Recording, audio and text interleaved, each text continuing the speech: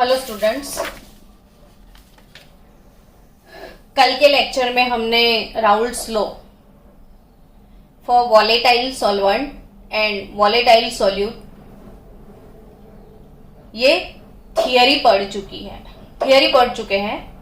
अब ये थियरी पढ़ने के बाद इसमें ग्राफ वो सब हमने लास्ट में सॉल्व किया था। थोड़ी और भी अंडरस्टैंडिंग इसमें क्लियर करने की ज़रूरत है। सो वापिस से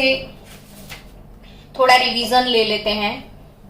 कि यहाँ पे मैंने कल आपको पढ़ाया था कि अगर आपके पास कंपोनेंट ए और बी दोनों वॉलेटाइल है तो इसके मोल फ्रैक्शन एक्स ए और इसके मोल फ्रैक्शन एक्स बी होंगे। दोनों का partial pressure P A naught and P B naught होगा और दोनों का pressure P A naught into X A होगा और यहाँ पे P B is equal to P B naught into x B था। और हमने पढ़ा था पी टोटल, तो पी टोटल के फॉर्मूला डिराइव किए थे और पी टोटल का फॉर्मूला था P A naught into X A plus P B naught into x B और इसके अकॉर्डिंग लास्ट डेरिवेशन था P B naught plus x A into bracket P A naught minus P B naught. अब कल मैंने एक graph की बात करी थी आपसे कि कोई भी ग्राफ जो होता है वो ग्राफ अगर mx प्लस सी के फॉर्म में होता है, कोई भी ग्राफ कौन से फॉर्म में है, mx प्लस सी के फॉर्म में अगर है तो वो ग्राफ कैसा होता है इसकी थोड़ी अंडरस्टैंडिंग हम क्लियर कर लेते हैं कि कोई भी ग्राफ है अगर तो वो है mx प्लस सी का, तो y is equal to M x plus C like equation अगर है हमारे पास तो उसका ग्राफ कैसे बनता है वो समझो।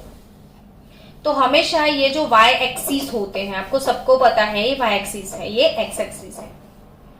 y एक्सिस पे आप y का वैल्यू डालो, x एक्सिस पे x का वैल्यू है, यहाँ x का वैल्यू, यहाँ y का वैल्यू और यहाँ पे जो C है तो ये ग्राफ यहाँ से मतलब कहीं ना कहीं कोई पॉइंट से शुरू होता है। इसका जो ग्राफ जो शुरू होता है वो ओरिजिन पॉइंट से शुरू नहीं होता है। अगर y is equal to M x है, C नहीं है तो वो ओरिजिन से स्टार्ट होता है क्योंकि C नहीं है। तो यहाँ पे ये जो वैल्यू यहाँ पे जो मिलती है इसको इंटरसेप्ट बोलते हैं। तो ये जो इंटरसेप्ट वैल्यू है उससे हमको C का वैल्यू, इतना जो वैल्यू है वो C का वैल्यू है यहाँ पे, और यहाँ से अगर हम स्लोप निकाल दे, टेंजेंट निकालते हैं, स्लोप निकालते हैं तो वो वैल्यू हो जाता है m के लिए। तो ये जो वैल्यू से इसका रिलेशन इक्वेशन में समझो आप कि y एक्सिस पे y का वैल्यू, x एक्सिस पे x का वैल्यू, ग्राफ हमेशा लीनियर होगा, इंटरसेप्ट का वैल्यू C सजेस्ट करता है और slope will be m here. तो किसी भी ये जो टर्म्स है C का वैल्यू चाहिए, m का वैल्यू चाहिए, कोई भी इक्वेशन से हमको ये सब वैल्यू चाहिए तो हम वो इक्वेशन को y is equal to M x plus C के फॉर्म में कन्वर्ट करते हैं। अब यहां पे आप देखो कि इसको मैं y बोल दूं, इसको मैं क्या बोलूं, तो इसको मैं कन्वर्ट करूं एम एक्स प्लस सी में, तो यहाँ पे एम एक्स प्लस सी में इस इक्वेशन को कन्वर्ट करो तो वैल्यू कंपेयर करो आप, तो y is equal to P T हो गया। तो यहाँ पे ये p टोटल लिख दिया मैंने, x तो एम एक्स तो ये x हुआ, तो x एक्सिस पे x से लिख सकते हैं हम।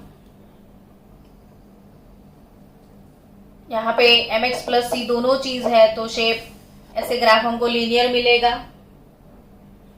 ये जो इंटरसेक्शन वैल्यू है, यहां से C मिलता है तो intersection will B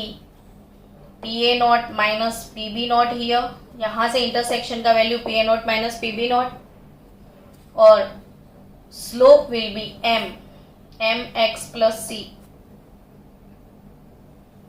sorry M x plus C, तो M x plus C, C जो है वो पी बी नॉट है, सॉरी हाँ, ये सी जो है वो पी बी नॉट है, इंटरसेक्शन से पी बी नॉट मिलेगा आपको, और एम यहाँ पे है एम, तो जो स्लोप निकालोगे आप इसका, इससे हमको वैल्यू मिलेगा एम का, यानी कि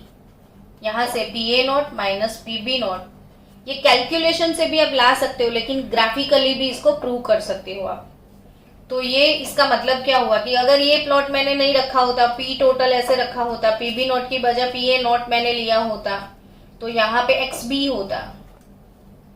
तो यहाँ पे मैं लिखती P B naught minus P A naught, इसको भी y is equal to M x plus C के साथ आप कंपेयर करते तो आपको सब वैल्यू मिल जाता। तो इसके लिए हम बोल सकते हैं कुछ, तो क्या बोल सकते हैं सॉल्यूशन के बारे में, जो कल मैंने लास्ट थियरी में आपको पढ़ाया था कि the total vapour pressure of the solution, total vapor pressure of the solution varies linearly with the mole fraction of the component A और B। यहाँ पे XB से भी आप निकाल सकते हो। सेंटेंस क्या था कि the total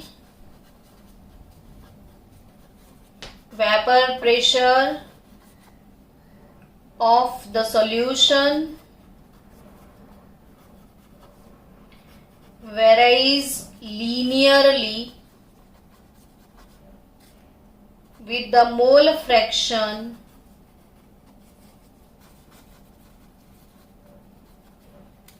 of the component A and A और B। तो यहाँ पे ये रिलेशन है P टोटल का XA और XB के साथ y is equal to M x plus C को कंपेयर करके हम ग्राफिकली भी ये वैल्यू निकाल सकते हैं। दूसरी एक चीज कल के लेक्चर में हमने पढ़ी थी, mole fraction in vapour phase. तो आज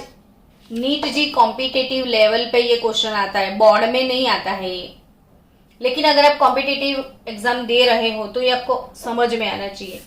कि what is the relation between mole fraction of liquid phase and vapour phase. कल एक थियरी पढ़े थे हम कि जो सॉल्यूशन है उसमें लिक्विड फेज में, मतलब दो लिक्विड को मिक्स करते हैं, तो लिक्विड फेज में हमने मोल फ्रैक्शन लिए थे XA एंड XB। अब उसी सॉल्यूशन में दोनों का वेपर बनता था, ये दोनों का लिक्विड फेज था XA और XB का, और ऊपर उनका वेपर फेज था। तो वेपर फेज में suppose mole fraction YA and YB है, तो इन दोनों के बीच का रिलेशन क्या है, लिक्विड फेज के जो मोल फ्रैक्शन है उनका रिलेशन वेपर फेज वाले मोल फ्रैक्शन के साथ कौन सा है, वो हम आज सीखने वाले हैं। तो मैंने एक फॉर्मूला आपको सिखाया था कि पाया मैंने पी टोटल, एक याद रखने के लिए ऐसे जस्ट छोटा सा पोएम बताया था, लाइन बताया था, पाया मैंने पी टोटल, यानी कि YA इज इक्वल टू हम बोल सकते हैं PA अपॉन P टोटल, ऐसा हम बोल सकते हैं, PA अपॉन P टोटल। अब उससे आगे बढ़ो PA अपॉन P टोटल के, तो व्हाट इज यहाँ पे YA आप क्या लिख सकते हो, तो y is equal to P A, यानी कि P A naught into XA है, P टोटल यहां पे लिख सकते हो कि XA into bracket P A naught minus P B naught plus P B naught. तो y is equal to this upon this. अब इसको मैं 1 अपॉन y लिख दू, इनवर्स ले लू, तो here I can say that XA into bracket P A naught minus P B not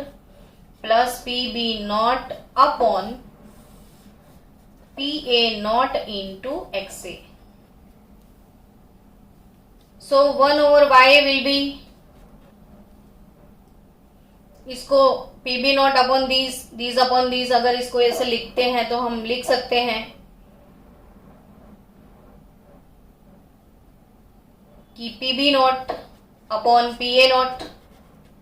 P B naught upon P A naught into 1/xa plus these upon these, तो x x से cut, तो P A naught minus P B naught upon P A naught, ऐसे हम इसको लिख सकते हैं। अब मुझे 1/xa की वैल्यू चाहिए, तो 1/xa निकालना है, तो मैं इसको इस साइड कन्वर्ट कर दूं, तो 1/ya minus P A naught minus P B naught upon P A naught और P A naught P B naught upon 1/xa is equal to P A naught upon P B naught into 1/ya plus this into this, तो यहाँ पे P A naught cut, मैंने minus के बदले plus लिख दिया, तो ये चेंज हो जाएगा, P B naught minus P A naught हो जाएगा, अपॉन ये हो गया पी बी नॉट। अब आ गया वो रिलेशन जो हमको चाहिए था, तो यहाँ पे जो हम y is equal to M x plus B C की बात करते थे, सेम वे इसको कन्वर्ट करो y, ये है m, ये है x और ये है c, तो हमेशा y एक्सिस पे y रहेगा, यानी कि 1/xa रहेगा, x पे 1/ya होगा, ग्राफ लीनियर होगा, इंटरसेक्शन c होगा, P B naught minus P A naught upon P B naught होगा, एंड स्लोप क्या होगा, तो slope will be m, so P A naught upon P B naught. तो exam में competitive में ये क्वेश्चन आया था कि 1/xa वर्सेस 1/ya का प्लॉट है, ग्राफ है अगर आपके पास, तो इंटरसेक्शन और स्लोप क्या होगा, तो slope will be P A naught upon P B not,